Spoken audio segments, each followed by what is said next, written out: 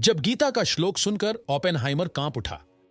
नमस्कार, स्वागत है आपका ब्रह्मवेद में, जहां प्राचीन भारत की दिव्यता फिर से जीवंत होती है। आज हम बात करेंगे उस ऐतिहासिक क्षण की जब आधुनिक विज्ञान और सनातन ज्ञान एक दूसरे से टकरा गए। साल था 1945। अमेरिका ने न्यू मैक्सिको के रेगिस्तान में दुनिया का पहला परमाणु बम टेस्ट किया, जिसका नाम था ट्रिनिटी टेस्ट। उस परीक्षण के ठीक बाद वहां खड़े वैज्ञानिक रॉबर्ट ओपेनहाइमर ने एक ऐसा श्लोक बोला जिसने पूरी दुनिया को हिला दिया।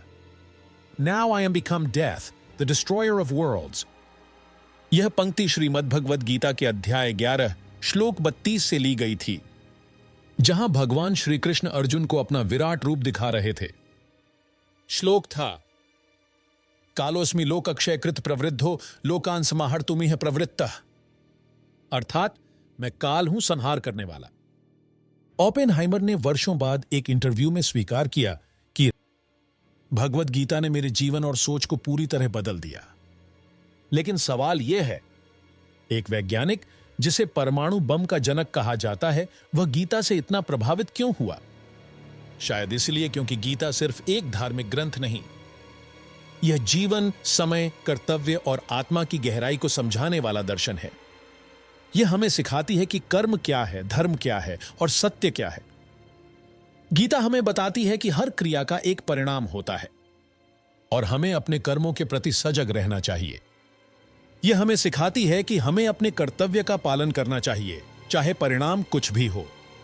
ओपेनहाइमर ने परमाणु बम बनाया जो विनाशकारी था, लेकिन उन्होंने गीता से सीखा कि विनाश भी एक चक्र का हिस्सा है और विनाश के बाद ही नया निर्माण संभव है।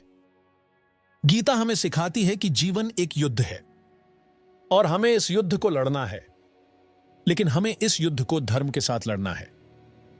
आज भी गीता का यह श्लोक सिर्फ युद्ध या संहार नहीं, बल्कि समय की अपार शक्ति को दर्शाता है।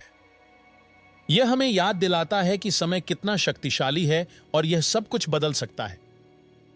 ओपेनहाइमर की तरह ही दुनिया के कई वैज्ञानिक, दार्शनिक और विचारक वेदों और उपनिषदों में उत्तर खोजते आए हैं, क्योंकि इन ग्रंथों में जीवन के गूढ़ रहस्यों का वर्णन है।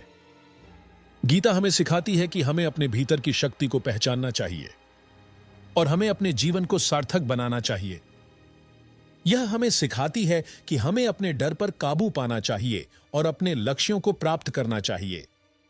गीता हमें सिखाती है कि हमें दूसरों के प्रति दयालु होना चाहिए और हमें दूसरों की मदद करनी चाहिए। यह हमें सिखाती है कि हमें प्रेम और शांति का संदेश फैलाना चाहिए। तो क्या भगवद गीता सिर्फ आध्यात्मिक ग्रंथ है, या वो एक ऐसा विज्ञान है जो समय, ऊर्जा और चेतना को समझाता है? यह एक ऐसा प्रश्न है जिस पर हमें विचार करना चाहिए। सोचिए और जानिए ऐसे और रहस्यों को ब्रह्मवेद के साथ। अगर आपको यह वीडियो ज्ञानवर्धक लगी तो लाइक करें, शेयर करें और सब्सक्राइब जरूर करें। जय श्री कृष्ण।